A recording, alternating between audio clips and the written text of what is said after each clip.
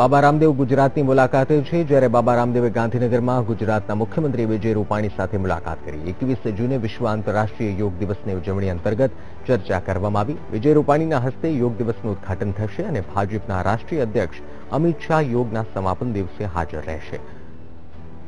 ગુજરાત સરકારના સહયોગથી યોગની વિશેષ ઉજવણી કરવામાં આવશે. 1 લાખથી વધુ લોકો યોગમાં ભાગ લેશે. રામદેવ વિશ્વ યોગ દિવસની ઉજવણીની તૈયારીઓની માહિતી આપશે. વિશ્વ યોગ દિવસ આ વર્ષે અમદાવાદમાં યોજાશે. જોડે વાત થઈ અને એમાં પતંજલિ યોગપીઠ અને ગુજરાત સરકાર ના સંયુક્ત તત્વાધાનમાં આ કાર્યક્રમ થશે અને મુખ્યમંત્રીજી પોતે એનું ઉદ્ઘાટન કરશે. સમાપનમાં આપણા